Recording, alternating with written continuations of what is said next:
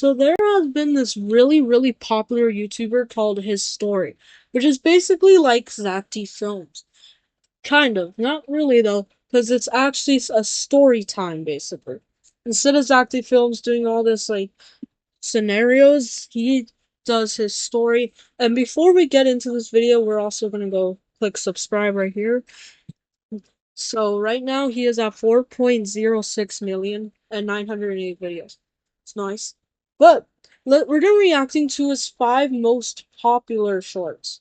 So we're gonna reacting to He Tapped Back, That's Not Captain Hawkins, Goats, Her Teacher Gave Her an F for Being Right, and My Costume Was Too Real. So let's just get into the first video. Okay, so let's just get into it. My twin brother Chris and I were 9 when we learned Morse code. We tapped messages under the dinner table. Mom told us to stop talking and tapped the wall between our bedrooms every night. When Yes. we got into a car, He has Morse code. Alright.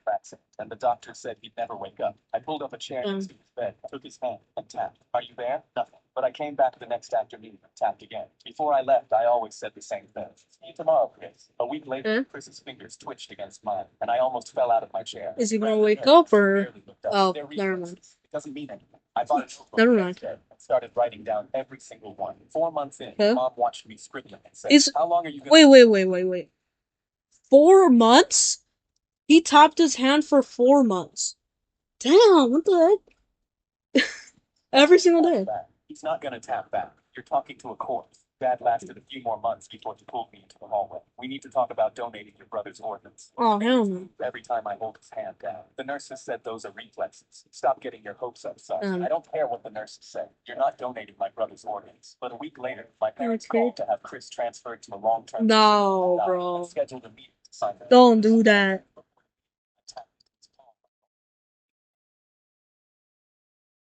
Oh. What?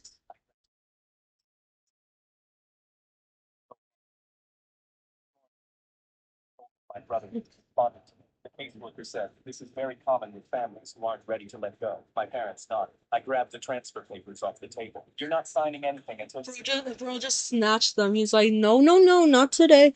We're going to check if he's still alive, then he's gonna stay, okay? You're not selling him anywhere.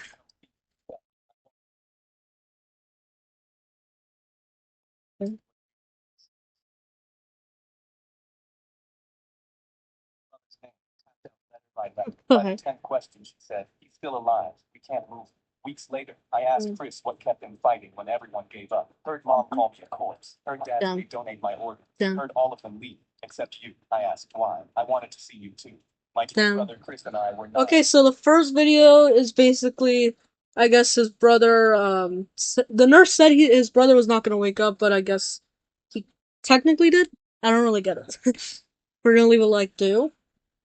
We're gonna go down. The That's what flight next one. attendant Flight sent me a attendant. napkin that said, the pilot isn't who he says he is. Beat me in the back to talk. I knew she chose to tell me because of the military dog tags around my neck. I folded the napkin and slid it into my pocket. And that's when the captain's voice came over the intercom. Good morning, folks. This is Captain Hopkins, expecting smooth skies to Chicago, but something was wrong. I could feel it in my bones. I waited 2 minutes and casually walked to the back, not knowing what to expect. The flight attendant was there with a man holding up a police badge. Wait, so she invited him to the back to basically say that the captain is not real. Or he's not, that's not the real captain, I guess. And whispered, I'm Police going to badge? you. I'm an undercover cop. I knew something was wrong straight away, the flight attendant whispered. I've flown with Captain Hopkins for 6 years. I don't exactly know what's wrong, but I know that's not Hopkins, and we're flying the wrong way. She showed me the flight. Oh, she said the title! I know she said that 5 seconds ago, but she said the title! That's not Captain Hopkins! Oh, no. Plane is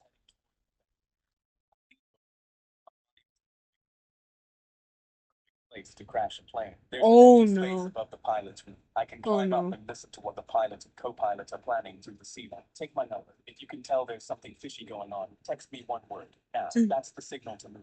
And to distract everyone while I climbed above the ceiling, the flight attendant made an announcement on the speakers to tell everyone to keep their seatbelts on. Through the cracks, I could hear 2 men in the pilot's room talking. 15 years ago today, our brother died because of Captain Hopkins. Now we can crash his plane with him tied up on it while— What?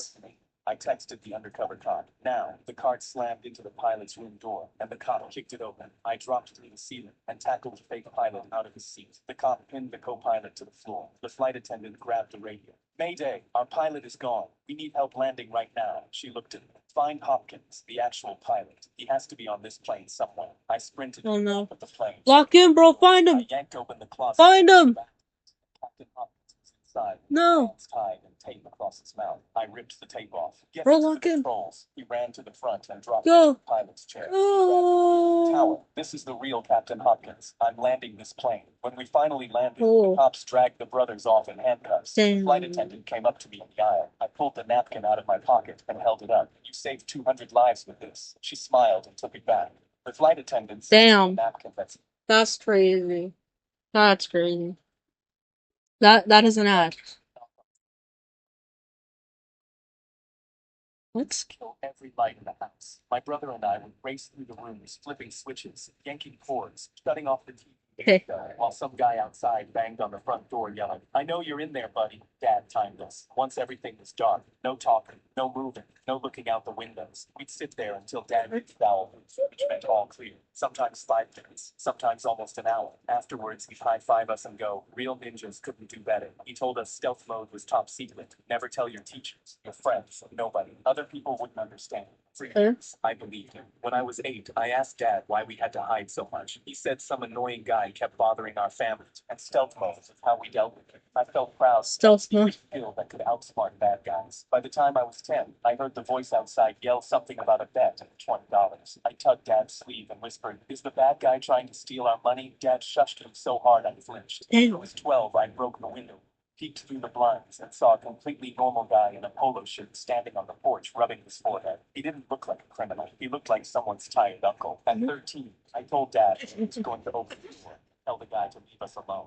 Color left his face. You absolutely cannot do that. That was the first time stealth mode didn't feel like a game. By 15 or 16, it barely happened anymore. But when it did, Dad would peek through the blinds, looking guilty. Mom just shook her head from the couch and muttered something under her breath. I was 17 and home alone. I know you're in there. It's been 12 years, man. I opened the front door. The guy nearly fell backwards. Normal looking dude. Middle-aged, holding a crumpled piece of paper. Oh, hi. Is your dad home? I'm his old college roommate. He held up the paper. Your old man bet me $20 Michael Jordan wouldn't win his 6th ring. That was 1998. I've been knocking on his door ever since. He handed me the IOU, both their signatures, right there at the bottom. I left it on the kitchen table. Mom saw it first and laughed so hard she had to hold the counter. And Dad picked it up, read it, put it back down, and the first thing out of his mouth was, so now he knows someone's home. Then he turned off the kitchen light and got under the table. We were never in danger. My dad just lost a bet because of the greatest of all time. Every time we What?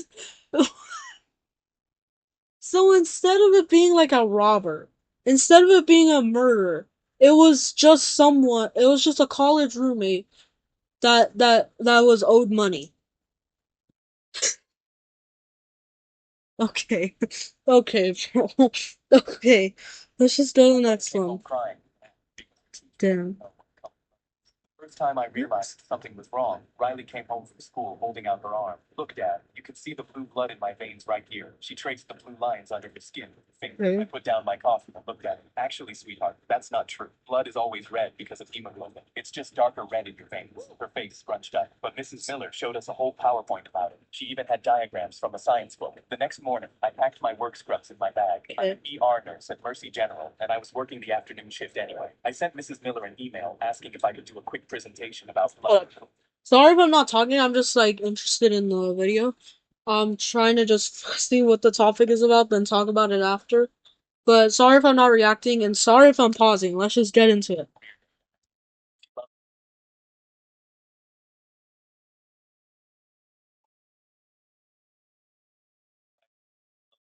Like your body, I said. The entire class nodded enthusiastically. Mrs. Miller beamed from her desk in the corner. I pulled out a blood collection tube from my pocket and held it up. This is what we use to draw blood at the hospital. Notice something. The tube creates a vacuum. No oxygen inside at all. I paused. When we draw blood with these, it never touches oxygen until we pop the cap off. I showed them photos on my phone of sealed blood tubes. See? Still red. Mrs. Miller's smile started fading. She shifted in her chair and cleared her throat. A boy raised his hand and pointed to their science textbook. But our textbook says it's blue. I picked up the book and checked the publication date. 1998. That dates pretty fast. We used to think lots of things that turned out to be wrong. Mrs. Miller suddenly stood up from her desk, her hands gripping the edge. Well, thank you for that interesting presentation, Mr. Johnson. But we need to move on to math now. I nodded and started packing when a girl in the back raised her hand. So our textbook is wrong? The class erupted in whispers. Mrs. Miller's jaw clenched and her voice got tight. The curriculum says, actually, I interrupted, pulling up the state science standards on my phone. I walked over and turned my phone toward her. The current curriculum specifically mentions this myth as something to correct. She stared at the screen and her eyes narrowed. Her mouth pressed into a thin line and her nostrils flared. Can I speak with you in the hallway? The kids watched as we walked out and the door closed behind us. Do you have any idea how hard it is when parents undermine my authority? Her face was red and her voice was sharp. Now they'll question everything I say. I kept my voice calm. Isn't that exactly what we want them to do? Question things and learn critical thinking. True. She crossed her arms tightly. I've been teaching for 22 years. I'm not changing my whole curriculum because some nurse thinks he knows better than our textbooks. The next I found out Mrs. Oh, what? A nurse would know more than a textbook. What is okay? Miller gave the class a pop quiz. Riley came home crying, her face red and puffy. Her hands were shaking as she handed me a paper with a big red F on it. I took a deep breath and felt my jaw tighten as I looked at the question. What color is blood inside the body? Riley had written red, and Mrs. Miller had marked it wrong. I requested a meeting with Principal Davis, brought printouts of medical textbooks, the state science standards, and Riley's quiz. The principal called in Mrs. Miller and asked her directly, is blood blue inside the body? After a long pause, Mrs. Miller said, it's what the children understand better. I leaned forward in my chair. My daughter is crying every morning before school because she's afraid of getting F's for writing down the truth. The next day, the school replaced their science teacher. Now, whenever Riley learns something new at school, she comes home and asks me, Dad, is this actually true or is it Mrs. Miller true? My daughter. That's crazy. So basically, the the teacher was wrong about blood. Basically, she thought it was blue, but it's actually red. So, and they called a whole meeting for a test, and I guess they changed their books after that. Damn. That's an ad. This is the last short. The heck?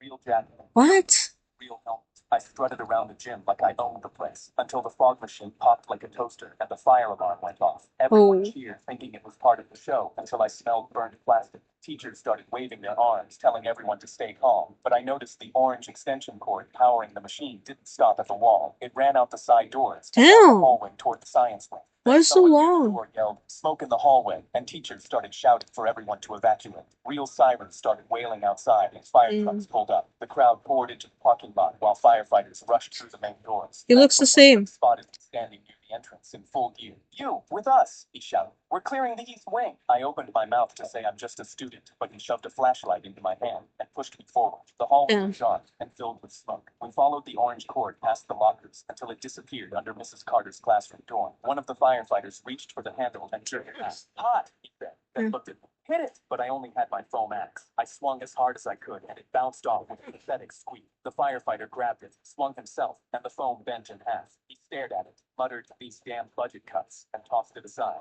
That's when someone shouted from down the hall, and he waved to the others. Forget this door. We'll circle back once we've got tools. They started heading back down the hall, but then I heard it, a squeaky wheel spinning frantically. This was Mrs. Carter's room, and the class pet, Mr. Nibbles, was still inside. I turned back to the door. The handle was glowing red. I wrapped my jacket sleeve around my arm and threw my shoulder into the bottom panel until it cracked open. Smoke poured out and choked me instantly. The hamster cage was on the counter, and tiny flames. No! Save him! A spark bit through the fabric straight into my skin, and I screamed, but kept pulling until the plug came loose. I grabbed the cage with my smoking sleeve. Get him! Metal seared into my palm. I could smell my skin burning. My lungs felt like they were filled with glass, and my vision was going black around the edges. But I ran. When I burst through the side door, I collapsed face first onto the concrete and threw Mr. Nibbles onto the grass so I wouldn't crush him. I could hear cheering as hands grabbed me, and someone pulled off my helmet, and the firefighter was staring down at me. Kid, you're a hero. That's when I heard the scream. I turned my head and watched a hawk swoop down. That's crazy. Talent and fly away. I became my school's hero for 1 minute before everyone watched what happened next. That's crazy. Alright guys, that is gonna be it for this video. Let's go back to the channel. And so thank you guys so much for watching this video. Remember to like and subscribe. And his story is actually pretty cool. I like it. If you want me to react to him more, I'll do 5 more shorts, and maybe I can do something.